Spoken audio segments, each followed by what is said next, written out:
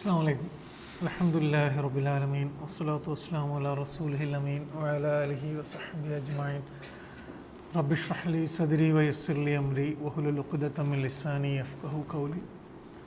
അല്ലാഹു നമ്മുടെ ഇരുത്തം നാളെ മരണപ്പെട്ടവൻ്റെ മുന്നിലെത്തുമ്പോൾ നമുക്ക് അനുകൂലമായി വിധി പറയുന്ന നിമിഷങ്ങളിൽ എഴുതി ചേർക്കുമാറാകട്ടെ. ആമീൻ. നമ്മൾ ഇൻഷാ അല്ലാഹ് ഇന്ന് സൂറ ഖമർ മൊത്തത്തിൽ ആ സൂറത്തിനെ അതിൻ്റെ ഭാഷ, അതിൻ്റെ വിഷയങ്ങൾ, അതിൻ്റെ മൊത്തത്തിലെല്ലാ ആയത്തിൻ്റെയും ഒരു കണക്ഷൻ, ഇങ്ങനെ കാര്യങ്ങൾ നോക്കാമെന്നാണ് വിചാരിക്കുന്നത്. സൂറ ഖമറിൻ്റെ ഒരു ചുരുക്കം. ഈ സൂറത്ത് മക്കി സൂറത്താണ്. നമ്മൾ പറഞ്ഞിരുന്നു ഹിജ്റയുടെ 5 വർഷം മുന്നെയാണ് ഈ സൂറത്ത് ഇറങ്ങിയത്. ഏകദേശം 55 ആയത്തുകളാണ് ഈ സൂറത്തിൽ ഉള്ളത്. ഇതിൽ പിന്നെ നമ്മൾ സൂറ റഹ്മാൻ്റെയും സൂറ വാക്കിയൻ്റെയൊക്കെ ആ ക്ലാസ്സിൽ ഞാൻ തുടക്കത്തിലൊരു കാര്യം പറഞ്ഞിരുന്നു. ഖുർആനിൽ ഓരോ ആയത്തുകളും ഹിദായത്താണ്. എന്ന് വെച്ചാൽ ഓരോ ആയത്തെടുത്ത് നമ്മൾ പഠിച്ചു കഴിഞ്ഞാൽ നമുക്ക് ധാരാളം വിഷയങ്ങൾ കിട്ടും. അതേപോലെ ഓരോ സൂറത്തും ഹിദായത്താണ്. എന്ന് വെച്ചാൽ ഒരു സൂറത്തിനെ മൊത്തത്തിലെടുത്താൽ എന്ത് ചെയ്യും, നമുക്കൊരു സന്ദേശം കിട്ടും. അപ്പോൾ ഓരോ സൂറത്തും ഖുർആനിൽ എടുത്തു കഴിഞ്ഞാൽ വ്യത്യസ്തമായ ആംഗിളിൽ നിന്നുകൊണ്ട് ജീവിതത്തിനെ നമുക്ക് പരിചയപ്പെടുത്തരുന്നതായിട്ട് കാണാൻ പറ്റും. അപ്പോൾ അതിൻ്റെ ഒരു ഉദാഹരണമാണ് പിന്നെ സൂറ വാക്കിയ നമ്മൾ പഠിച്ചപ്പം. സൂറ വാക്കിയ മുഴുവനായിട്ടും ആഖിറത്താണ്. എന്ന് വെച്ചാൽ പരലോകം വെച്ചുകൊണ്ട് ഈ ജീവിതം പഠിപ്പിക്കുന്ന സൂറത്താണ് സൂറ വാക്കിയ. സൂറ റഹ്മാൻ നമ്മൾ എടുത്തു കഴിഞ്ഞാൽ റഹ്മത്തിനെ വെച്ചുകൊണ്ട് എങ്ങനെയാണ് റഹ്മത്ത് ജീവിതത്തിലുടനീളമുള്ളത് എന്നത് വെച്ചുകൊണ്ട് നമ്മളെ ജീവിതം പഠിപ്പിക്കുന്നതാണ് സൂറ റഹ്മാൻ. ഈ സൂറത്ത് പിന്നെ എന്തിനാണ് അള്ളാഹു അങ്ങനെ ചെയ്യുന്നത് എന്ന് ചോദിച്ചു കഴിഞ്ഞാൽ നമ്മൾ ആലോചിക്കേണ്ട വിഷയമാണ്. എന്തിനാണ് അള്ളാഹു പല ആംഗിളിൽ നിന്നുകൊണ്ട് നമ്മളെ ജീവിതം പഠിപ്പിക്കുന്നതെന്ന് വെച്ച് കഴിഞ്ഞാൽ അള്ളാഹിൻ്റെ ഒരു പേഴ്സ്പെക്റ്റീവ് നമുക്ക് കിട്ടാൻ വേണ്ടിയിട്ടാണ്. അള്ളാഹ് എങ്ങനെയാണ് ജീവിതത്തെ നോക്കിക്കാണുന്നത് എന്നത് അള്ളാഹിൻ്റെ ഒരു കാഴ്ചയിൽ നിന്നുകൊണ്ട് നമ്മൾ ജീവിതത്തെ നോക്കുകയാണ്. അപ്പോൾ അള്ളാഹ് പറയാണ്, നമ്മൾ നോക്കുമ്പോൾ നമ്മളേതായ ഒരു കാഴ്ചയാണ് നമ്മൾ കാണുക. അള്ളാഹ് ഓരോന്നിലും റഹ്മത്തുണ്ട് എന്ന് പറയുമ്പോൾ നമുക്കതിൽ വ്യത്യസ്തമായൊരു കാഴ്ചയാണ് കിട്ടുക. രണ്ടാമത്, നമ്മുടെ ജീവിതത്തിൽ നമ്മൾ പലപ്പോഴും നോക്കിക്കഴിഞ്ഞാൽ നമ്മുടെ ഒരു പ്രശ്നം എന്ന് പറയുന്നത് നമ്മൾ ഏതെങ്കിലും ഒരു സബ്ജക്റ്റ് വെച്ചുകൊണ്ടാണ് നമ്മൾ ജീവിതത്തിനെ മൊത്തത്തിൽ നോക്കുക. അപ്പം കുറേ പ്രശ്നങ്ങൾ നമുക്കുണ്ടാവും. ഒരു ഉദാഹരണത്തിന് സാമ്പത്തികമാണ് നമ്മുടെ കാഴ്ചപ്പാടിൻ്റെ വലിയൊരു അംശമെങ്കിൽ, സമ്പത്താണെങ്കിൽ നമ്മളെല്ലാത്തിനെയും നോക്കിക്കാണുന്ന എന്തിൻ്റെ ആംഗിളിലായിരിക്കും? കുട്ടീനെ പഠിക്കാൻ വിടുമ്പോഴും പിന്നെ നമുക്കൊരു മരണം സംഭവിക്കുമ്പോഴും നമ്മളൊരു യാത്ര പോകാൻ പോകുമ്പോഴും എല്ലാത്തിനെയും നമ്മൾ നോക്കിക്കാണുക സമ്പത്തിൻ്റെ ഒരു ആംഗിളിൽ നിന്നുകൊണ്ടാണ്. അള്ളാഹു നമ്മളെ ഈ സൂറത്ത് വഴി ഇങ്ങനെ പോകുമ്പം നമുക്ക് ജീവിതത്തിനെ പല ആംഗിളിൽ നിന്നുകൊണ്ട് നോക്കാൻ നമ്മൾ പഠിപ്പിക്കുന്നു എന്ന് കാണാൻ പറ്റും. ഈ സൂറ ഖമർ ശരിക്ക് സൂറ തൗബക്ക് ബിസ്മി ഇല്ല എന്ന് നമ്മൾ പറയാറുണ്ട്. കാരണം സൂറ തൗബ അത്രയും ചൂടുള്ള വിഷയമാണ് കൈകാര്യം ചെയ്യുന്നത്.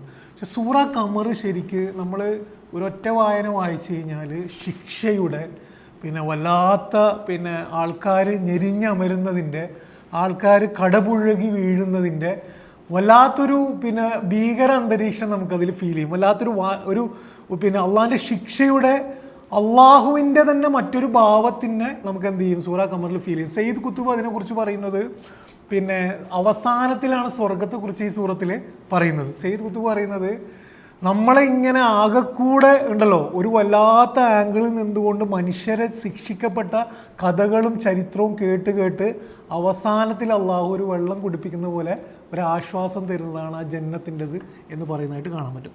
അതേപോലെ ഈ സൂറത്തിൻ്റെ ഒരു പ്രത്യേകത നിങ്ങൾ ഇന്ന് പോയി നോക്കിക്കഴിഞ്ഞാൽ വളരെ ഷോർട്ട് ആയത്തുകളാണ് അധികവും. 2 വാക്കുകൾ 3 വാക്കുകൾ എന്ന് വെച്ചാൽ ശിക്ഷയെക്കുറിച്ച് പറയുന്നു എന്ന് മാത്രമല്ല, അത് വളരെ പോയിൻറ്റഡായി പറഞ്ഞ് വേഗത്തിൽ ഇങ്ങനെ നമ്മളെ മനസ്സിൽ കുത്തുന്നത് പോലെ ഈ സൂറത്ത് പോകുന്നതായിട്ട് കാണാൻ പറ്റും. ഈ സൂറത്തിൻ്റെ പ്രധാന വിഷയം എന്ന് പറയുന്നത് മനുഷ്യൻ്റെ ജീവിതവുമായി ബന്ധപ്പെട്ട അള്ളാഹിൻ്റെ ഖദറിനെ കുറിച്ചാണ് ഈ സൂറത്ത് പറയുന്നത്. അതെന്താണെന്ന് വെച്ച് കഴിഞ്ഞാൽ അള്ളാഹു പറയുന്നത് നമ്മൾ ജീവിക്കുമ്പോൾ എപ്പോഴും നമ്മുടെ മുന്നിൽ ഹിദായത്തും സത്യവും വന്നുകൊണ്ടേ ഇരിക്കും. അതിനോട് നമ്മൾ എങ്ങനെ പ്രതികരിക്കുന്നു എന്നതിനനുസരിച്ചിട്ടാണ് നമ്മുടെ രക്ഷയും ശിക്ഷയും. ഇതാണ് ഈ സൂറത്തിൽ അള്ളാഹ് പറയുന്നത്. നമ്മുടെ ജീവിതത്തിൻ്റെ ഖദർ എന്താണെന്ന് വെച്ച് കഴിഞ്ഞാൽ നമ്മുടെ മുന്നിൽ ഹിദായത്ത് പല ആംഗിളിൽ പല രീതിയിൽ നമ്മുടെ മുന്നിൽ വന്നുകൊണ്ടേയിരിക്കും. അതൊരു മരണമാകാം, പ്രകൃതിയിലൊരു പ്രക്ഷോഭമാകാം, മഴയാകാം, നമുക്കൊരു കുട്ടി ജനിക്കുന്നതാകാം. പല ആംഗിളിൽ നിന്നുകൊണ്ട് അള്ളാഹിൻ്റെ ഹിദായത്ത് വരും. അതിനോട് നമ്മൾ എങ്ങനെ പ്രതികരിക്കുന്നു എന്നതനുസരിച്ചിട്ടാണ് നമുക്ക് രക്ഷയും ശിക്ഷയും.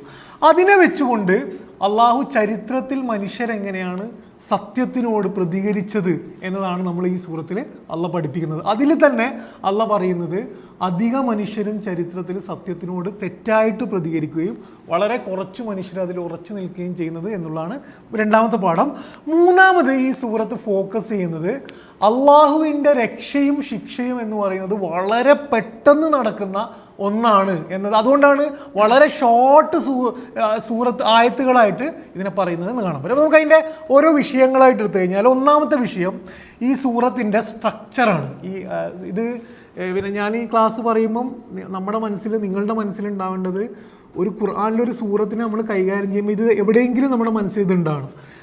ഈ സൂറത്തിൽ പിന്നെ തുടക്കവും അവസാനവും 3 പ്രത്യേകതകൾ നമുക്ക് കാണാൻ പറ്റും ഈ സൂറത്തിൽ. ഒന്നാമത്, ഈ സൂറത്ത് തുടങ്ങുന്നത് പ്രവാചകൻ സല്ലല്ലാഹു അലൈഹി വസല്ലമയുടെ സമൂഹത്തിനെ അഭിസംബോധന ചെയ്തുകൊണ്ടാണ്. എന്നിട്ട് എന്ത് ചെയ്യുന്നു? ചരിത്രത്തിലെ പ്രവാചകന്മാരുടെ സമൂഹത്തിനെ അഭിസംബോധന ചെയ്യുന്നു. എന്നിട്ട് തിരിച്ചെങ്ങോട്ട് വരുന്നു? പ്രവാചകന്റെ സമൂഹത്തെ അഭിസംബോധന ചെയ്തുകൊണ്ടാണ് ഇത് അവസാനിക്കുന്നത്. അപ്പം തുടക്കവും അവസാനവും തമ്മിൽ എന്തുണ്ട്? ഒരു ബന്ധമുണ്ട്. എന്ന് പറഞ്ഞാൽ നമ്മളോടൊരു കാര്യം പറയുന്നു, എന്നിട്ട് അതിന് ഉദാഹരണമായിട്ട് ചരിത്രത്തിലേക്ക് പോകുന്നു, തിരിച്ച് നേരെ എന്ത് ചെയ്യുന്നു? വെറുതെ ചരിത്രത്തിൽ പോയി അവിടെ നിൽക്കുകയല്ല ചെയ്യുന്നത്, തിരിച്ച് നമ്മളോട് തന്നെ തിരിച്ചു വന്നിട്ട് പറയുന്നു. ഇതാണ് ഒന്നാമത്തെ ഒരു സവിശേഷത, തുടക്കവും അവസാനവും. ഇത് നമുക്ക് തരുന്ന പാഠം എന്താണെന്ന് വെച്ച് കഴിഞ്ഞാൽ, ഇത് ഖുർആനിൽ ഉടനീളമുള്ള പാഠമാണ്. മനുഷ്യൻ്റെ ജീവിതം എന്ന് പറയുന്നത് ഒരു തുടർച്ചയാണ്. എന്ന് വെച്ചാൽ ടെക്നോളജിയും പിന്നെ സമൂഹമൊക്കെ വികസിക്കുന്നുണ്ട്. പുതിയ കാറുകൾ വരുന്നുണ്ട്, കമ്പ്യൂട്ടർ വരുന്നുണ്ട്, ആർട്ടിഫിഷ്യൽ ഇൻ്റലിജൻസ് വരുന്നുണ്ട്, ഇതൊക്കെ വരുന്നുണ്ട്. പക്ഷെ മനുഷ്യൻ്റെ സ്വഭാവം, മൂല്യങ്ങൾ, ധാർമ്മികത, അവന് സത്യത്തിനോട് അസൂയ, അവൻ്റെ സത്യസന്ധത, ഇതൊക്കെ എല്ലാ കാലത്തും എന്താണ്? ഒരേപോലെയാണ്. അള്ളാഹിൻ്റെ വിഷയവും എന്താണ്? അതാണ് എന്നുള്ളതാണ് നമ്മൾ ഇത് തരുന്ന വലിയൊരു പാഠം. അതുകൊണ്ടാണ് ഫിർഔൻ്റെ അതേ പ്രശ്നം നമുക്ക് ഇന്ന് കാണാൻ കഴിയുന്നുണ്ട്. ഹൂദ് നബി അലൈഹി ഇസ്ലാമിനെ പോലെയുള്ള മറ്റൊരു ഹൂദ്മാരെ നമുക്ക് എന്ത് ചെയ്യാൻ കഴിയുന്നുണ്ട്? നമുക്ക് ചുറ്റും കാണാൻ കഴിയാൻ പറ്റും. രണ്ടാമത്, ഈ തുടക്കവും അവസാനത്തിൻ്റെ ഒരു പ്രത്യേകത, ഈ സൂറത്ത് തുടങ്ങുന്നത് ഇഖ്തറബത്തി എന്ന് പറഞ്ഞുകൊണ്ടാണ്. എന്ന് വെച്ചാൽ പിന്നെ അന്ത്യനാൾ വളരെ അടുത്താണ് എന്ന് പറഞ്ഞുകൊണ്ടാണ് ഈ സൂറത്ത് തുടങ്ങുന്നത്. എന്നിട്ട് നേരെ പോകുന്നത് ആഖിറത്തിലേക്കാണ്. ആഖിറത്തിൻ്റെ ശിക്ഷയെക്കുറിച്ചാണ് പിന്നീട് പറയുന്നത്. എന്നിട്ട് ചരിത്രത്തിലുടനീളമുള്ള അള്ളാഹിൻ്റെ ശിക്ഷയെക്കുറിച്ച് പറഞ്ഞിട്ട് തിരിച്ച് ആഖിറത്തിലെ ശിക്ഷയെക്കുറിച്ച് പറയുന്നു. അവസാനം ആഖിറത്തിലെ രക്ഷയും പറഞ്ഞിട്ട് അവസാനിപ്പിക്കുന്നു. ഞാൻ പറഞ്ഞ ക്ലിയർ ആണല്ലോ? തുടക്കത്തിൽ അള്ളാഹ് പറയുന്നത് ആഖിറം എന്ന് പറയുന്നത് വളരെ അടുത്താണ്, ഇഖ്തറബത്തി എന്നിട്ട് പിന്നെ അള്ളാഹു ആഖിറത്തിലെ ശിക്ഷയെക്കുറിച്ച് പറഞ്ഞിട്ട് ഇതേ ശിക്ഷയുടെ ഒരു രുചി തരാൻ വേണ്ടിയിട്ട് ചരിത്രത്തിലെ ശിക്ഷകളെ കുറിച്ച് പറയുന്നു. പിന്നെ തിരിച്ച് ആഖിറത്തിലെ ശിക്ഷയെക്കുറിച്ച് പറഞ്ഞിട്ട് അവസാനിപ്പിക്കുന്നത് എന്ത് വെച്ചുകൊണ്ടാണ്? നമുക്കുള്ളൊരു പ്രതീക്ഷ കൊണ്ടാണ് അവസാനിക്കുന്നത്. ഇതാണ് രണ്ടാമത്തെ ഇത്. എന്ന് പറഞ്ഞാൽ അത് നമുക്ക് തരുന്നൊരു പാഠം ഇന്നാ ലില്ലാഹി വ ഇന്നാ ഇലൈഹി റാജിഊൻ എന്ന പാഠമാണ് തരുന്നത്. നമ്മൾ അള്ളാഹുവിൽ നിന്നാണ് വരുന്നത്. നമ്മളിവിടെ ജീവിക്കുന്നുണ്ട്, ചരിത്രപരമായിട്ട് നമ്മൾ കുറേ ജീവിക്കുന്നുണ്ട്, പക്ഷെ തിരിച്ചു പോകുന്നത് എങ്ങോട്ടേക്കാണ്? ആഖിറത്തിലേക്ക് തന്നെയാണ് എന്നുള്ളതാണ്. മൂന്നാമത്, ഈ സൂറത്തിൻ്റെ തുടക്കവും അവസാനത്തിലെ ഒരു പ്രത്യേകത, ഖദറിനെ പരാമർശിച്ചുകൊണ്ടാണ് ഈ സൂറത്ത് തുടങ്ങുന്നത്, ഖദറിനെ പരാമർശിച്ചുകൊണ്ടാണ് ഈ സൂറത്ത് അവസാനിക്കുന്നത്. തുടക്കത്തിൽ വകുല്ലു അംരിൻ മുസ്തഖിർ എന്ന് പറയുന്നുണ്ട്. മൂന്നാമത്തെ ആയത്തിൽ വകുല്ലു അംരിൻ മുസ്തഖിർ, എല്ലാ സംഭവങ്ങളും അള്ളാഹ് നിശ്ചയിച്ച ഒരു പര്യവസാനത്തിൽ എത്തും എന്ന് പറഞ്ഞിട്ട് കുറേ ഉദാഹരണം പറഞ്ഞതിന് ശേഷം അള്ളാഹ് അവസാനിപ്പിക്കുന്നത് എന്ത് വെച്ചുകൊണ്ടാണ്? ഐന്ദ മലീക്കിൻ മുഖ്തദിർ. മുഖ്തദിർ എന്ന് പറഞ്ഞാൽ ഖദർ, അള്ളാഹിൻ്റെ ഖാദിർ എന്നുള്ള പേരിൻ്റെ എക്സ്ട്രീംസ് ഇതാണ്.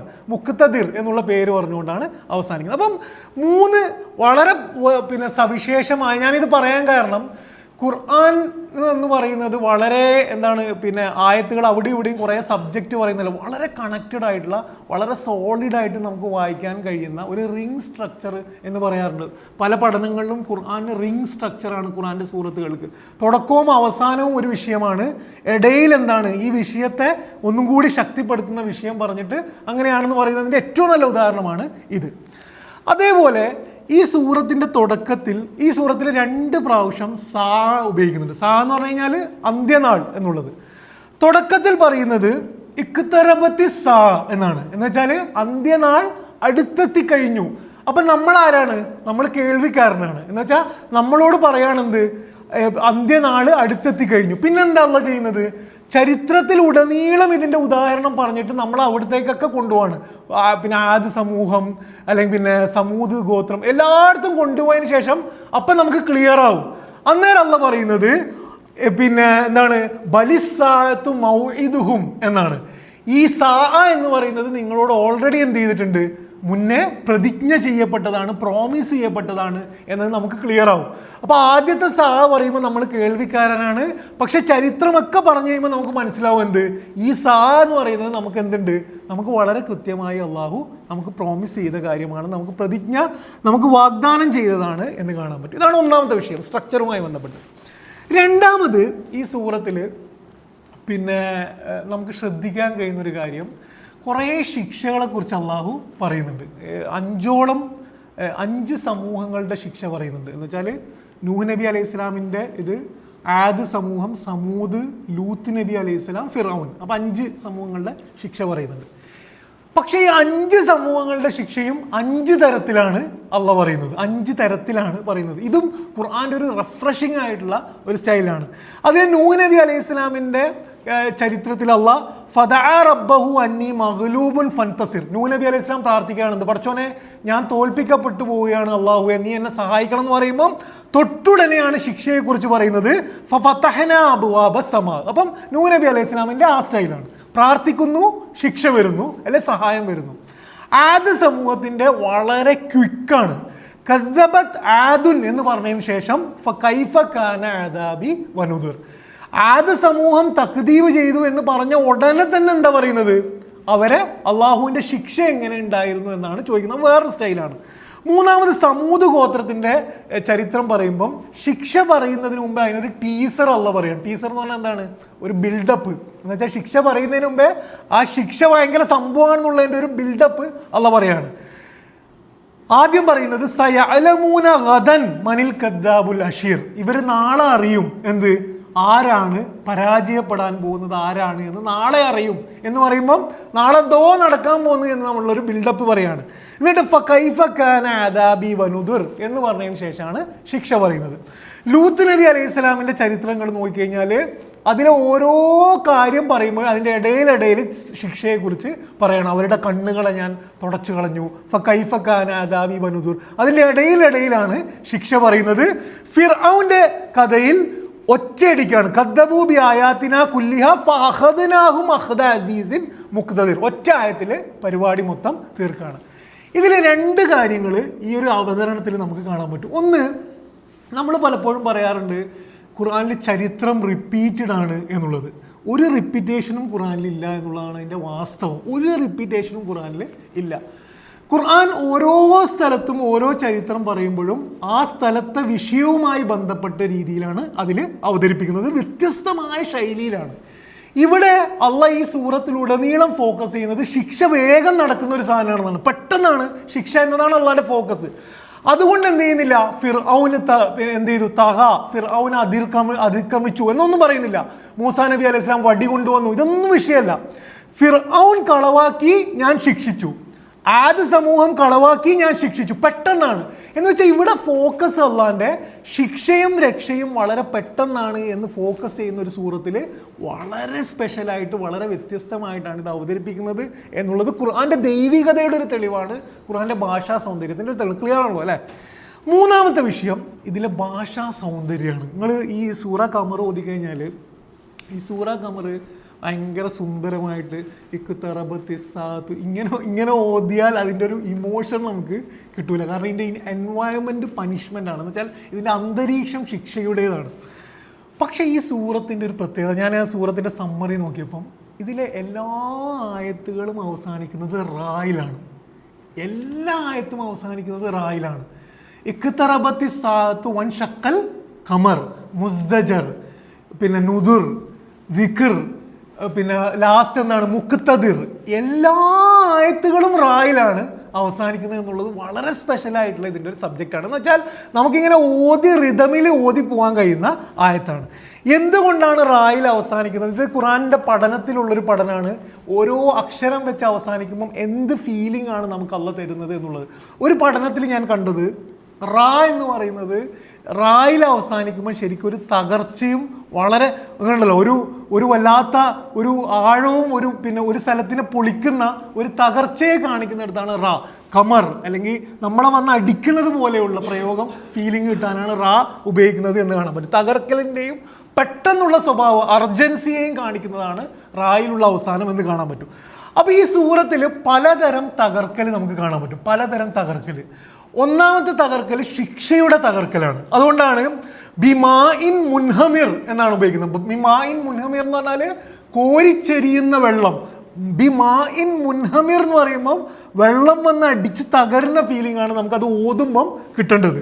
അതേപോലെ കടപുഴകി വീഴുന്ന ഈന്തപ്പന തടികൾ എന്ന് ഉപയോഗിക്കുന്നുണ്ട്. അതിൽ അള്ളാഹ് ഉപയോഗിക്കുന്നത് നഹ്ലിൻ മുൻകഴിർ എന്നാണ്. നഹ്ലിൻ മുൻകഴിർ റാ ആണ്. അതേപോലെ തന്നെ വിട്ടേച്ചു പോയ ചുള്ളിത്തുരുമ്പുകൾ പോലെ അവരായി എന്നെടുത്ത് പറയുന്നത് കഹഷീമിൽ മുഹ്തളിർ എന്നാണ്. മുഹ്തളിർ എന്ന് ഉപയോഗിക്കുന്നത്. അപ്പം ശിക്ഷയുടെ ഒരു തകർക്കലാണ് ഒന്നാമത്തെ തകർക്കൽ ഈ സൂറത്തിൽ ഉള്ളത്. രണ്ടാമത് ഈ സൂറത്തിലുള്ളത് നരകത്തിലെ തകർക്കലാണ്. നരകത്തിൽ മനുഷ്യർ ശിക്ഷ കൊണ്ട് തകരുന്നതിനെ കുറിച്ച് പറയാൻ വേണ്ടി അള്ളാഹ് ഉപയോഗിക്കുന്ന ഒരു പദമാണ് സക്കർ. സക്കർ എന്ന് പറഞ്ഞു കഴിഞ്ഞാൽ തൊലി ഉരിഞ്ഞു പോവുക എന്നാണ്. തൊലി ഉരിഞ്ഞ് പോവുക സക്കർ. രണ്ടാമത് യൗമുൻ അസിർ എന്ന് പറഞ്ഞു കഴിഞ്ഞാൽ ദുർദിനം, ഒരു ദുരന്തത്തിൻ്റെ ദിനം എന്ന് ഉപയോഗിക്കുന്നതായിട്ട് കാണാൻ പറ്റും. അതേപോലെ തന്നെ പിന്നെ ഉള്ള ഈ സൂറത്തിലെ തകർക്കൽ സത്യം വരുമ്പോൾ മനുഷ്യൻ തകരുന്നതാണ്. സത്യം വരുമ്പോൾ ശരിക്കും നമ്മുടെ ഉള്ളു തകരും. ആ തകർച്ചയിൽ പറയാൻ വേണ്ടി അള്ളാഹ് ഉപയോഗിക്കുന്നതാണ് മുസ്ദജർ. മുസ്ദജർ എന്ന് പറഞ്ഞു കഴിഞ്ഞാൽ നമ്മളെ ഒരു തെറ്റിൽ നിന്നും അകറ്റാൻ മാത്രം ശക്തിയുള്ള സാധനത്തിനെ കുറിച്ചാണ് മുസ്ദജർ എന്ന് പറയാം. മുസ്ദജർ അവിടെ ഉപയോഗിച്ചത് റാ ആണ് എന്ന് കാണാൻ കഴിയും എന്നുള്ളതാണ്. അപ്പം ഈ സൂറത്തിൽ അള്ളാഹു ഉപയോഗിച്ച ആയത്തുകളുടെ വാക്കുകൾ മാത്രമല്ല, ആ വാക്കിൻ്റെ എൻഡിങ് പോലും എത്ര സൂക്ഷ്മമായിട്ടാണ് അള്ളാഹ് കൊടുത്തത് എന്ന് കാണാൻ കഴിയും എന്നാണ്. അവസാനം സ്വർഗത്തിനെ കുറിച്ച് പറയുന്നത് ജന്നാത്തിൻ വനഹർ എന്നാണ്. ജന്നാത്തിൻ വനഹർ. ആ അരുവി എന്തിനെയാണ് തകർക്കുന്നതെന്ന് വെച്ച് കഴിഞ്ഞാൽ നമ്മളെ എല്ലാ വിഷമങ്ങളെയും ഒന്നുമല്ലാതെ ആക്കി സമാധാനം നമ്മുടെ ഉള്ളിലേക്ക് ഒഴുകുന്ന തകർക്കലാണെന്ത് ആ അരുവി, സ്വർഗത്തിലെ അരുവി ഒഴുകുന്നത് എന്ന് കാണാൻ പറ്റും. അപ്പം ഖുർആൻ്റെ ഭാഷാ സൗന്ദര്യത്തെക്കുറിച്ച് നമുക്ക് ഉണ്ടാവേണ്ടുന്ന തിരിച്ചറിവ്. നമ്മൾ പലപ്പോഴും പറയാറുണ്ട് ഖുർആൻ ഓതാൻ വളരെ സുന്ദരമാണെന്നുള്ളത്. ഖുർആൻ സൗന്ദര്യത്തിന് വേണ്ടി സൗന്ദര്യം ഇടുന്നതല്ല എന്നതിൻ്റെ ഏറ്റവും നല്ല തെളിവാണിത്. എന്ന് വെച്ചാൽ ഒരു റൈമിങ് കടന്നോട്ടെ എന്ന് പറഞ്ഞിട്ട് കുറേ വാക്കുകൾ ഉപയോഗിക്കുകയല്ല ചെയ്യുന്നത്. ആ ഓരോ വാക്കിനും പല വിഷയങ്ങളെ കൈകാര്യം ചെയ്യുന്നു എന്ന് മാത്രമല്ല അടിസ്ഥാന വിഷയങ്ങളുമായിട്ട് വളരെ അടുത്ത് നിൽക്കുന്നു എന്നുള്ളതാണ്. ഇതാണ് മൂന്നാമത്തെ വിഷയം. നാലാമത്തെ വിഷയം ഈ സൂറത്തിൽ നമുക്ക് കാണാൻ കഴിയുന്നത് ചോദ്യങ്ങളാണ്. ചോദ്യങ്ങൾ നമ്മളൊരു ക്ലാസ് എടുത്ത് പറഞ്ഞാണ്. ഈ സൂറത്തിൽ 23% ചോദ്യങ്ങളാണ്, ആയത്തുകൾ എന്ന് പറഞ്ഞാൽ 13 ചോദ്യങ്ങളാണ് ഈ സൂറത്തിലുള്ളത്. ഫകൈഫ കാന അദാബി വനുസുർ എന്ന ചോദ്യവും വലഖദ് യസ്സർനൽ ഖുർആന ലിദ്ദിക്രി ഫഹൽ മിൻ മുദ്ദക്കിർ എന്ന ചോദ്യം എന്ത് ചെയ്യുന്നുണ്ട്, 4 പ്രാവശ്യം റിപ്പീറ്റ് ചെയ്യുന്നുണ്ട് എന്നുള്ളതാണ്. ഇത് നമുക്ക് തരുന്ന പാഠം എന്താണെന്ന് വെച്ച് കഴിഞ്ഞാൽ, നമ്മൾ ഒരു ശിക്ഷയെക്കുറിച്ച് എന്തോ ഒരു ഹോളിവുഡ് മൂവി കാണുന്ന പോലെ ഭയങ്കര വയലൻസും കാര്യങ്ങളും സമൂത് ഗോത്രം ആദ് ഗോത്രം ഇങ്ങനെ ഓതി പോകാൻ കഴിയില്ല. കാരണം ഓതി പോയിക്കൊണ്ടേയിരിക്കുമ്പോൾ അള്ളാഹ് നമ്മളോട് ചോദിക്കും എന്ത്, ഫകൈഫ കാന അദാബി വനുദിർ, എൻ്റെ ശിക്ഷ എങ്ങനെ ഉണ്ടായിരുന്നു, നീ എന്താ നന്നാകാത്തത്, വലഖദ് യസ്സർനൽ ഖുർആന ലിദ്ദിക്രി, ഇതൊക്കെ ഖുർആനിലുണ്ടല്ലോ, നിങ്ങൾക്ക് എന്താണ് ബോധം വരാത്തത് എന്ന് നമ്മളെ കൂടെ അതിൻ്റെ ഭാഗമാക്കാൻ വേണ്ടിയിട്ടാണ് അള്ളാഹ് ചോദ്യങ്ങൾ ചോദിക്കുന്നത് എന്ന് കാണാൻ പറ്റും. അതേപോലെ നിങ്ങൾ ആലോചിച്ച് നോക്കുക, നമ്മളൊരു സാധാരണ മത കാഴ്ചപ്പാടിൽ ഖുർആൻ എളുപ്പമാണ് എന്ന് എപ്പോഴാണ് പ്രയോഗിക്കുക? ഓതാം എന്നതിനെ കുറിച്ച് പറയുന്നതിൻ്റെ സ്ഥലത്ത്, ആരാധനയെക്കുറിച്ച് പറയുന്ന സ്ഥലത്ത്, കൂലി കിട്ടുന്നതിനെ കുറിച്ച് പറയുന്ന സ്ഥലത്ത് ആകണം എന്ത്, ഖുർആൻ എളുപ്പമാണ് എന്ന പ്രയോഗം ഉണ്ടാകുക. പക്ഷെ അള്ളാഹ് ഖുർആൻ എളുപ്പമാണെന്ന് പറയുന്നത് ഏത് സന്ദർഭത്തിലാണ്? ജീവിതത്തിൻ്റെ ചൂടിലാണ് പറയുന്നത്. എന്ന് വെച്ചാൽ ഒരു സമൂഹത്തിൻ്റെ നാശത്തെക്കുറിച്ച് പറയുന്നിടത്തും ഒരു സമൂഹം സത്യം നിഷേധിക്കുമ്പം വിശ്വാസികൾ ഉറച്ചു നിന്ന് ആ ജീവിതത്തിൻ്റെ ചൂടിലാണ് ഖുർആൻ എളുപ്പമാണ് എന്ന് പറയുന്നത്. അപ്പോൾ ഖുർആൻ എളുപ്പമാകുന്നതും ഖുർആനെക്കുറിച്ചും അള്ളാഹ് പറയുന്നത് ജീവിതത്തിൻ്റെ ചൂടിലാണ് എന്ന് കാണാൻ പറ്റും. ഇതാണ് നാലാമത്തെ വിഷയം. അഞ്ചാമത്തെ വിഷയം പ്രകൃതിയെയും പ്രപഞ്ചത്തെയും ഖുർആൻ ഉപയോഗിക്കുന്നതാണ്. ഇത് എല്ലാ സൂറത്തിൻ്റെയും പ്രത്യേകതയാണ്, ഖുർആൻ്റെ മൊത്തത്തിലുള്ള പ്രത്യേകതയാണ്.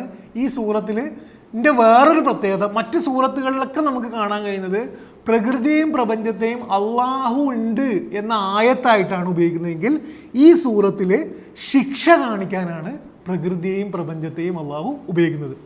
നൂഹ് നബി അലൈഹി സ്വലാമിൻ്റെ ശിക്ഷ പ്രളയമാണ്. എന്ന് വെച്ചാൽ വെള്ളം അതിര് കടക്കുമ്പോഴാണ് പ്രളയം ഉണ്ടാകുന്നത്. ആദ് സമൂഹത്തെക്കുറിച്ച് പറയുന്നിടത്ത് തണുത്ത കാറ്റാണ്, രീഹിൻ സൊർസർ എന്ന് വെച്ചാൽ കാറ്റ് അതിര് കടക്കുമ്പോഴാണ്, വ്യവസ്ഥ തെറ്റുമ്പോഴാണ്, ബാലൻസ് തെറ്റുന്നിടത്താണ് തണുത്ത മരിക്കാൻ പാകത്തിലുള്ള തണുത്ത കാറ്റ് വരുന്നത്. സമൂത് ഗോത്രം നശിക്കുന്നത് ഘോര ശബ്ദത്തിലാണ്, ഭയങ്കര ഒരു ശബ്ദം എന്ന് വെച്ചാൽ മനുഷ്യൻ്റെ ഇയർ ഡ്രമ്മിന് സഹിക്കാൻ കഴിയാത്തതിനേക്കാളുള്ള ഡെസിബൽ ഉള്ള അത്രയും ഉള്ള ഘോര ശബ്ദമാണ് സമൂത് ഗോത്രത്തെ നശിപ്പിക്കുന്നത്. ലൂത്ത് നബി അലൈഹി ഇസ്ലാമിൻ്റെ സമൂഹത്തെ നശിപ്പിക്കുന്നത് ചരൽക്കാറ്റാണ്. എന്ന് വെച്ചാൽ കാറ്റടിക്കുന്നുണ്ട്, ചരലുണ്ട്, പക്ഷേ സഹിക്കാൻ കഴിയാത്തത്ര ചരൽക്കാറ്റ്. ഫിർഔൻ മരിക്കുന്നത് എങ്ങനെയാണ്? സാധാരണ ഒഴുകുന്ന ഒരു കടൽ പിളരുകയാണ് ചെയ്യുന്നുള്ളത്. എന്ന് വെച്ചാൽ അള്ളാഹ് നമ്മളോട് പറയുന്ന, ഇതിലൂടെ തരുന്നൊരു മെസ്സേജ്, അള്ളാഹിൻ്റെ രക്ഷയും ശിക്ഷയും ഒരു കണക്കിന് ബന്ധപ്പെട്ട് കിടക്കുന്നത് പ്രകൃതിയിലെ വ്യവസ്ഥയോടാണ് എന്നുള്ളതാണ്. നമുക്ക് മഴ വളരെ സുന്ദരമായി പെയ്യുമ്പം നമുക്ക് ജീവിക്കാൻ കഴിയും. അതിൻ്റെ അളവ് തെറ്റിക്കാൻ തീരുമാനിച്ചാൽ അതൊരു പ്രളയമായി മാറുന്നു എന്നുള്ളതാണ്. അള്ളാഹുവിൻ്റെ നിയന്ത്രണത്തിലാണ് പ്രകൃതിയുടെ വ്യവസ്ഥ എന്ന വലിയൊരു പാഠം ഈ സൂറത്ത് തരുന്നതായിട്ട് കാണാൻ പറ്റും. അള്ളാഹിൻ്റെ രക്ഷയും ശിക്ഷയും എന്ന് പറയുന്നത്, അള്ളാഹിൻ്റെ രക്ഷയായിട്ട് നമുക്ക് ഫീൽ ചെയ്യുന്നത് അള്ളാഹ് പ്രപഞ്ചത്തെ ഇങ്ങനെ നമുക്ക് നടക്കാൻ പാകത്തിലാക്കുമ്പോഴാണ്. അള്ളാഹിൻ്റെ ശിക്ഷ നമുക്ക് ഫീൽ ചെയ്യുന്നത് അള്ളാഹ് തന്നെ ആ വ്യവസ്ഥ തെറ്റിക്കുമ്പോഴാണ് എന്നുള്ളത് ഈ സൂറത്ത് തരുന്ന വലിയൊരു പാഠമാണ്. ആറാമത്തെ സബ്ജക്റ്റ് അള്ളാഹുവിൻ്റെ പേരാണ്. ഇത് നിങ്ങൾ ഖുർആൻ പഠിക്കുമ്പോൾ നിർബന്ധമായിട്ടും നമ്മളെ ഫോക്കസിൽ ഉണ്ടാകുന്ന ഒരു സാധനമാണ് അള്ളാഹുവിൻ്റെ പേരിനെ, അള്ളാഹിനെ എങ്ങനെയാണ് ഓരോ ആയത്തുകളും പരിചയപ്പെടുത്തുന്നത്. കാരണം ഖുർആൻ്റെ മെയിൻ സബ്ജക്റ്റ് അള്ളാഹിനെ പരിചയപ്പെടുത്തലാണ്. ഈ സൂറത്തിൽ 4 അള്ളാഹിൻ്റെ നാമങ്ങളാണ് ഉപയോഗിക്കുന്നത്. 1 റബ്ബാണ്, 2 അസീസാണ്, 3 മുഖ്തദിറാണ്, 4 മാലിക്കാണ്. മലീക്ക് എന്ന് പറഞ്ഞാൽ മാലിക്കാണ് ഉപയോഗിക്കുന്നത്. റബ്ബിനെ ഉപയോഗിക്കുന്നത് അടുപ്പം കാണിക്കാനാണ്. റബ്ബ് നിങ്ങൾ ഖുർആനിൽ എവിടെ എടുത്തു നോക്കിയാലും റബ്ബിനെ പലപ്പോഴും കാണിക്കുന്നത് അടുപ്പം കാണിക്കാനാണ്. ഏത് സന്ദർഭത്തിലായിരിക്കും റബ്ബിനെ ഉപയോഗിച്ചിട്ടുണ്ടാകും? നിങ്ങളൊന്ന് ആലോചിച്ച് നോക്കുക. ഈ കഥകളിൽ എവിടെയാണ് അള്ളാഹുമായിട്ടുള്ള അടുപ്പം പറയുന്ന സ്ഥലം? നൂഹ് നബി അലൈഹി ഇസ്ലാമിൻ്റെ പ്രാർത്ഥനയാണ്, അവിടെയാണ് റബ്ബ് എന്ന് ഉപയോഗിക്കുന്നത്. ഫദഅ റബ്ബഹു, അവൻ്റെ റബ്ബിനെ, തൻ്റെ റബ്ബിനെ എന്ത് ചെയ്തു?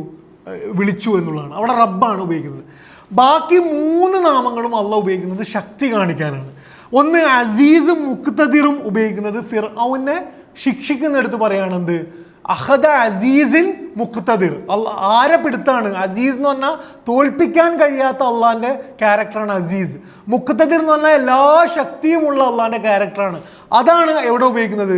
ഫിർഔനെ പിടിക്കുന്നിടത്ത് ഉപയോഗിക്കുന്നതെങ്കിൽ അവസാനം ഉപയോഗിക്കുന്നത് ഐന്ദ മലീക്കിൻ മുഖ്തദിർ. എന്ന് വെച്ചാൽ നമ്മൾ സത്യത്തിൻ്റെ മാർഗത്തിൽ ഉറച്ചു നിന്ന് കഴിഞ്ഞാൽ എവിടെയാണ് നമ്മൾ പോകാൻ പോകുന്നത്? മലീക്ക്, ഏറ്റവും ശക്തനായ, അതും ഏറ്റവും എല്ലാം നിയന്ത്രിക്കുന്ന മലീക്കും മുഖ്തദിറുമായവൻ്റെ അടുത്താണ് പോകുന്നത് എന്ന് കാണിക്കാനാണ്. ഇതാണ് 6ാമത്തെ വിഷയം. 7ാമത്തെ വിഷയം നമ്മൾ കഴിഞ്ഞ ക്ലാസ്സിൽ പഠിച്ചതുപോലെ തന്നെ ഖദറും മനുഷ്യൻ്റെ സ്വാതന്ത്ര്യവുമാണ്. ഇത് ഈ സൂറത്തിൽ ഞാൻ പറഞ്ഞ പോലെ തുടക്കം മുതൽ അള്ളാഹ് ഫോക്കസ് ചെയ്ത് പറയുന്ന കാര്യമാണ്. അതിൽ 1-2 ഉദാഹരണം മാത്രം പറയാം.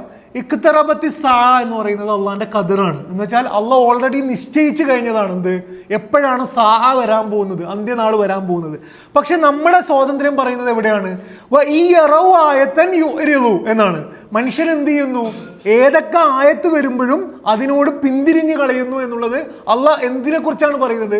മനുഷ്യൻ അവൻ്റെ സ്വാതന്ത്ര്യം തെറ്റായി ഉപയോഗിക്കുന്നതിനെ കുറിച്ചാണ് അവിടെ പറയുന്നത് എന്ന് കാണാൻ പറ്റും. അതേപോലെ തന്നെ എല്ലാ സമൂഹങ്ങളും കദ്ദബ, അവർ കളവാക്കുന്നു എന്നുള്ളത് മനുഷ്യൻ്റെ സ്വാതന്ത്ര്യത്തെക്കുറിച്ചാണ് പറയുന്നതെങ്കിൽ അള്ളാഹ് പറയുന്നത് എന്താണ്? എല്ലാ കാര്യങ്ങളും കുല്ലു അമ്രിൻ മുസ്തഖിർ എന്ന് പറയുന്നത് എന്താണ്? ഖദറുമായി ബന്ധപ്പെട്ടാണ്. ഇതാണ് ഈ സൂറത്തിൽ നിറഞ്ഞു നിൽക്കുന്ന മറ്റൊരു വിഷയം. എട്ടാമത്തെ വിഷയം ഈ സൂറത്തിൽ നമ്മൾ പ്രത്യേകത എന്ന് നമ്മൾ ശ്രദ്ധിക്കുമ്പോൾ സ്വർഗത്തിൻ്റെയും നരകത്തിൻ്റെയും വിവരണം എത്രത്തോളം ഈ സൂറത്തിൻ്റെ വിഷയവുമായി ബന്ധപ്പെട്ട് കിടക്കുന്നു എന്നുള്ളത് നിങ്ങൾ എവിടെയൊക്കെ ഖുർആനിൽ സ്വർഗത്തിനെയും നരകത്തിനെയും വിവരിക്കുന്ന നോക്കി കഴിഞ്ഞാൽ ഓരോ സ്ഥലത്തും വ്യത്യസ്തമായിട്ടാണ് വിവരിക്കുന്നത്. ഒരു സ്ഥലത്ത് പഴങ്ങളും അരുവിയും പറയുന്നുണ്ടെങ്കിൽ അങ്ങനെ, അപ്പം അതിന് ആ പ്രയോഗിക്കുന്ന ഇടവുമായിട്ട് വലിയൊരു ബന്ധമുണ്ട് കാണാം. ഈ സൂറത്തിൽ നരകശിക്ഷയെക്കുറിച്ച് പറയുന്നത് മുഖം വലിച്ചിഴക്കും എന്നാണ്. മുഖം വലിച്ചിഴക്കും, അത് പ്രത്യേകമായിട്ട് ഇവിടെ നരകശിക്ഷയെക്കുറിച്ച് ഒരൊറ്റ പ്രയോഗമുള്ളൂ. എന്താണ്? മുഖം വലിച്ചിഴക്കും. ഖുർആനിൽ മറ്റു സ്ഥലത്തൊക്കെ സത്യത്തിനോട് മുഖം തിരിക്കുന്നതിനെ കുറിച്ച് പറയുന്നുണ്ട്. മുഖം സത്യത്തിനോട് തിരിക്കുന്നത്, സത്യത്തിനോട് മുഖം. ഇവിടെ ഈ സൂറത്തിൻ്റെ മൊത്തം വിഷയം സത്യത്തിനോടുള്ള പ്രതികരണമാണ്. അങ്ങനെ സത്യത്തോട് മുഖം തിരിക്കുന്നവൻ എന്തായി മാറുന്നു? മുഖം വലിച്ചിഴക്കപ്പെട്ടാണ് നരകത്തിലുള്ളത്. അതേപോലെ തന്നെ സ്വർഗത്തിനെ കുറിച്ച് പറയുന്നത് ഇന്നൽ മുത്തഖീന ഫീ ജന്നാത്തിൻ വനഹർ എന്നാണ്. എന്ന് വെച്ചാൽ എന്താണ്? തഖ്വ എന്താണ്? ഞാൻ പറഞ്ഞു, തഖ്വ എന്ന് പറയുന്നത് സത്യത്തിൽ ഉറച്ചു നിൽക്കാൻ നമുക്ക് വേണ്ട ക്യാരക്ടറാണ് തഖ്വ എന്ന് പറഞ്ഞാൽ, എല്ലാ പ്രലോഭനങ്ങളെയും തടുക്കാനുള്ള. അങ്ങനെ ആയ ഒരു മുത്തക്കിയാണ് എന്ത് ചെയ്യുന്നത്?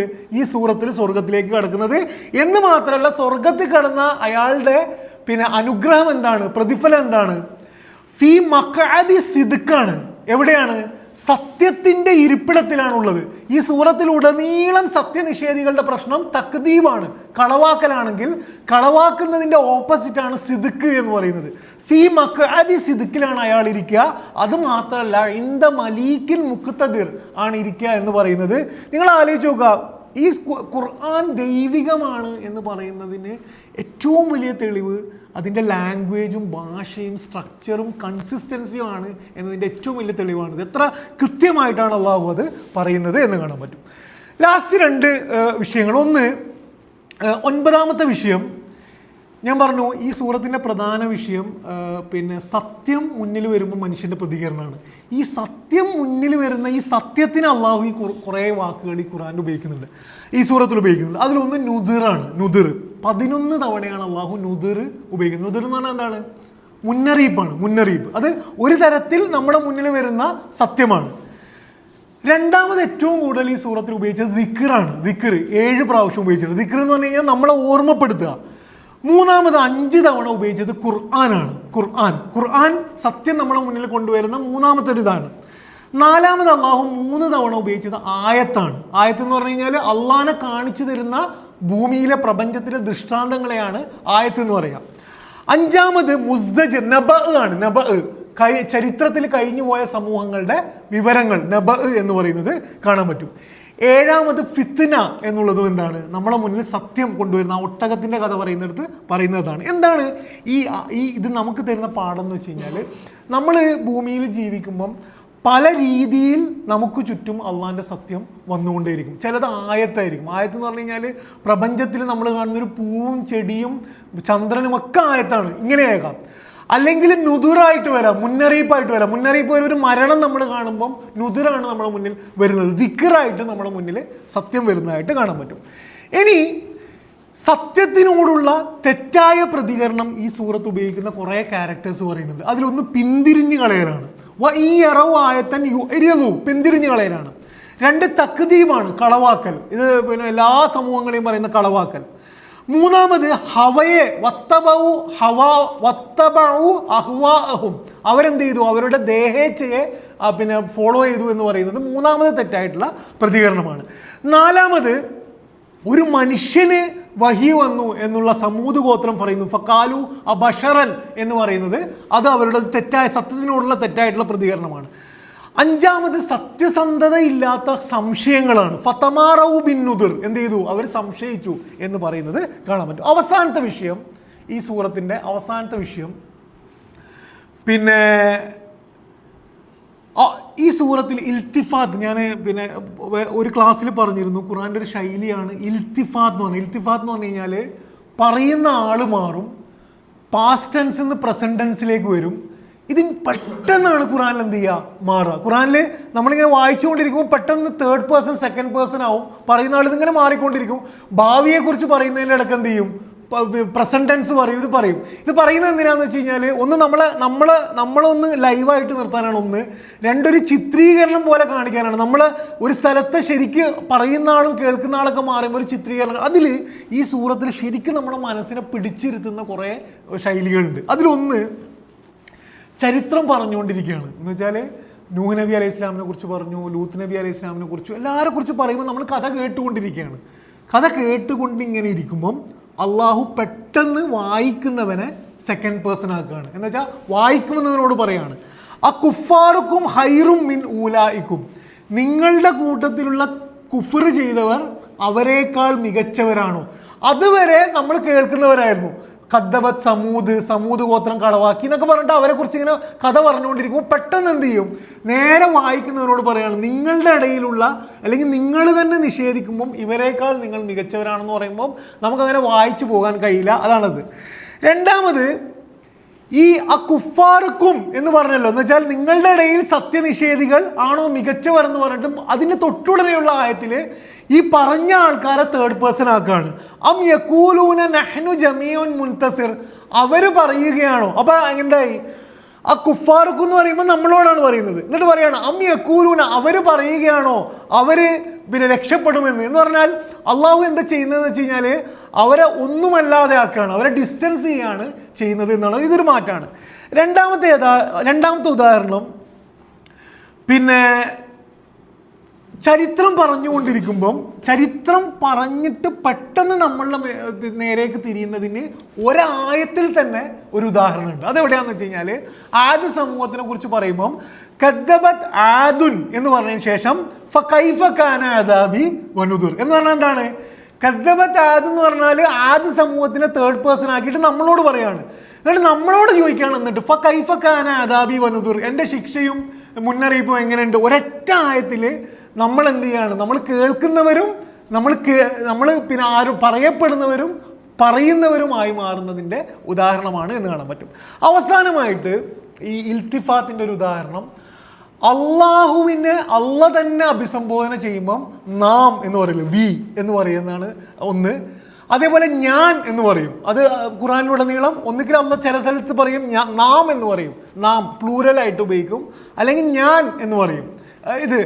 ഈ സൂറത്തിൽ ഫുള്ളായിട്ട് മെജോറിറ്റി അള്ള ഉപയോഗിക്കുന്നത് നാം എന്നുള്ളതാണ്. ഈ നാം ഉപയോഗിക്കുമ്പം പലപ്പോഴും അള്ളാൻ്റെ ഗാംഭീര്യം കാണിക്കാനാണ്. ഇവിടെ ശിക്ഷയാണ് ഈ സൂറത്തിൽ നിറഞ്ഞു നിൽക്കുന്നത്, അതുകൊണ്ട് നാം ആണ് ഉപയോഗിക്കുന്നത്. പക്ഷെ ഒരു ആയത്തിൽ നാം എന്നുള്ളതും ഞാൻ എന്നുള്ളതും അള്ളാഹു കൂട്ടി പ്രയോഗിക്കുന്നതായിട്ട് കാണാൻ പറ്റും. അതിൻ്റെ ഉദാഹരണമാണ് ലൂത്ത് നബി അലൈഹി ഇസ്ലാമിൻ്റെ ചരിത്രത്തിൽ വലക്കത് റാവദൂഹു അൻ ലൈഫിഹി എന്ന് പറഞ്ഞു. എന്ന് വെച്ചാൽ അവരെന്ത് ചെയ്തു, ലൂത്തിൻ്റെ അതിഥികളെ മോശം കാര്യത്തിന് ക്ഷണിച്ചു എന്ന് പറഞ്ഞതിന് ശേഷം ഫതമസ്ന അയുനുഹും അപ്പൊ എന്താണ്, നാം അവരുടെ കാഴ്ച തുടച്ചു നീക്കി. അപ്പൊ അള്ളാഹ് ഉയർന്നു എന്നിട്ട് പറയാണ് ഫദൂഖു അദാബി വനുദിർ, എൻ്റെ ശിക്ഷ നിങ്ങൾ എന്ത് ചെയ്തോളുക, അനുഭവിച്ചു കൊള്ളുക എന്ന് പറയുന്നത് അള്ളാഹുവിൻ്റെ ഒരു ഗാംഭീര്യം പറഞ്ഞതിന് ശേഷം അള്ളാഹ് വളരെ അടുത്ത് നിന്നുകൊണ്ട് ഫദൂഖു അദാബി വനുദിർ, എൻ്റെ ശിക്ഷ നിങ്ങൾ അനുഭവിച്ചു കൊള്ളുക എന്ന് പറയുന്നതായിട്ട് കാണാൻ പറ്റും. ഇതാണ് സൂറ ഖമറിൻ്റെ ഒരു ചുരുക്കം എന്ന് പറയുന്നത്. ഇനിയും ധാരാളം എക്സ്പ്ലോർ ചെയ്യാൻ കഴിയാനുള്ള പോസിബിലിറ്റീസ് എന്തുണ്ട് ഖുർആൻ്റെ സൂറത്തുകളിലുണ്ട്. നിങ്ങളോട് ഈ കേൾക്കുമ്പം പറയാനുള്ളൊരു കാര്യം എന്താണെന്ന് വെച്ച് കഴിഞ്ഞാൽ, ഇത് തെളിയിക്കുന്ന ഒരു കാര്യം ഒരു മനുഷ്യൻ എഴുതിയതല്ല ഖുർആൻ എന്നതിൻ്റെ ഏറ്റവും നല്ല തെളിവ് ഖുർആൻ്റെ ഒരു മൊത്തം സൂറത്ത് അല്ലെങ്കിൽ ഒരു 3-4 സൂറത്ത് എടുത്തു നോക്കിയിട്ട് ആ സൂറത്തുകളുടെ വിഷയങ്ങളുടെ കൺസിസ്റ്റൻസിയാണ് ഒന്ന്.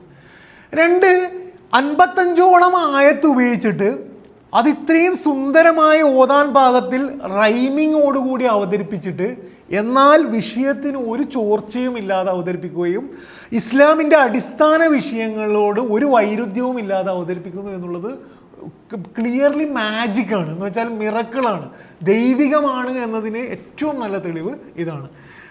5, നമ്മൾ ഇങ്ങനത്തെ സൂറത്ത് ഓതുമ്പം മറ്റൊരു കാര്യം എന്ന് പറയുന്നത് അള്ളാഹ് എങ്ങനെയാണ് പറയാൻ ഉദ്ദേശിക്കുന്ന ഒരു വിഷയത്തെ വളരെ സുന്ദരമായി പല രീതിയിൽ നമ്മളെ പറഞ്ഞ് മനസ്സിലാക്കുന്നത് എന്നുള്ളതും ഈ സൂറത്ത് വരുന്ന വലിയൊരു പാഠമാണ്.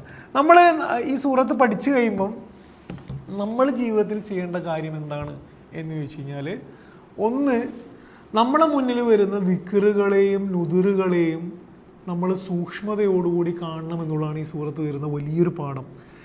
നമ്മുടെ മുന്നിൽ പല രീതിയിൽ ദിക്റുകളും നുദുറുകളും വരും.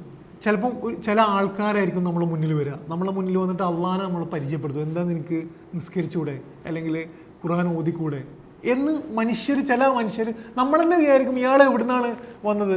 നമ്മൾ തന്നെ നന്നായ സന്ദർഭം നോക്കിക്കഴിഞ്ഞാൽ ആരോ ഒരു വളരെ ക്രിട്ടിക്കൽ മൊമെൻറ്റിൽ നമ്മളെ വിളിച്ചിട്ടൊന്ന് മാറ്റിയെടുക്കുന്നിടത്താണ് നമ്മൾ ജീവിതത്തിൽ നന്നാകുന്നത്, അല്ലേ? ഇത് അള്ളാഹ് നമ്മുടെ മുന്നിലിട്ടിട്ടുള്ള ഹിദായത്തിൻ്റെ ഒരു മാർഗമാണ്.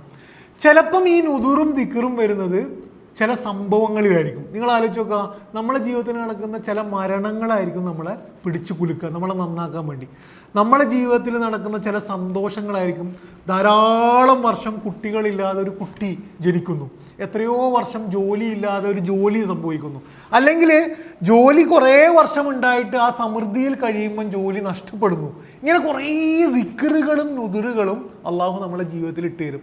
നമ്മൾ അതിനോട് ചെയ്യേണ്ടുന്ന വളരെ മിനിമം ഉത്തരവാദിത്തം എന്താണെന്ന് വെച്ച് കഴിഞ്ഞാൽ, ഫഹൽ മിൻ മുദ്ദക്കിർ, ആരാണ് ഞാൻ നിങ്ങൾ ഇട്ട് തരുന്ന ദിക്റുകൾ ഉപയോഗപ്പെടുത്തുന്നുള്ളവരുള്ളത് എന്നുള്ളതാണ്. ചരിത്രത്തിൽ ഈ മനുഷ്യരൊക്കെ നശിച്ചു പോകുന്നതിൻ്റെ കാരണം അവർക്ക് മുന്നിൽ വന്ന ഹിദായത്തിനെ അവർ ഏറ്റെടുത്തിട്ടില്ല എന്നുള്ളതാണ്. നമ്മൾ ചെയ്യേണ്ടത് നമ്മളെ മുന്നിൽ വരുന്ന ദിക്ർ അള്ളാഹ് ഇട്ട് തരും. കാരണം അള്ളാഹ് അത്രയും നമ്മളെ ഇഷ്ടമാണ്. നമ്മൾ നരകത്തിൽ പോകരുത് എന്നത് അള്ളാഹിൻ്റെ ഏറ്റവും വലിയ ആഗ്രഹങ്ങളിൽ ഒന്നാണ്. എന്ന് വെച്ചാൽ അള്ളാഹുവിൻ്റെ ഉദ്ദേശങ്ങളിൽ ഏറ്റവും വലിയ ഉദ്ദേശം അവൻ്റെ സൃഷ്ടികളിൽ ഒരാളും നരകത്തിൽ പോകരുത് എന്നുള്ളതാണ്. നമ്മുടെ മുന്നിൽ അള്ളാഹ് ഇട്ട് തരുന്ന കൈ, ആ കൈയെ തിരിച്ചറിയാനും ആ നുദുറും ദിക്റും തിരിച്ചറിയാനും ആ കൈ മുറുകെ പിടിച്ചുകൊണ്ട് ആ അവസരം ഉപയോഗപ്പെടുത്തുക എന്നുള്ളതാണ് സൂറ ഖമർ നമ്മളോട് തരുന്ന വലിയൊരു പാഠം. പടച്ചോൻ നമ്മളെ അനുഗ്രഹിക്കുമാറാകട്ടെ. അള്ളാഹു ചരിത്രത്തിൽ നശിച്ചു പോയവരുടെ, ശിക്ഷയേറ്റവരുടെ പാഠങ്ങൾ മനസ്സിൽ ആഴത്തിൽ ഒരു മുസ്തജിറായിട്ട് ഏറ്റെടുക്കുകയും അതിലൂടെ നന്നാകാനുള്ളൊരു തിരിച്ചറിവും മനസ്സും അള്ളാഹു നമുക്ക് നൽകുമാറാകട്ടെ. അള്ളാഹു അവൻ്റെ ഹിദായത്ത് നമ്മുടെ മുന്നിൽ വരുമ്പോൾ അതിനെ സത്യസന്ധതയോടുകൂടി അതിനോട് പ്രതികരിക്കാനുള്ളൊരു ഈമാൻ അള്ളാഹു നമുക്ക് നൽകുമാറാകട്ടെ. റബ്ബനാ തഖബ്ബൽ മിന്നാ ഇന്നക അൻത സമീഉൽ അലീം വതുബ് അലൈനാ ഇന്നക അൻത തവ്വാബുർ റഹീം. ആമീൻ ആമീൻ ബിറഹ്മതിക യാ അർഹമർ റഹീമീൻ. അസ്സലാമു അലൈക്കും.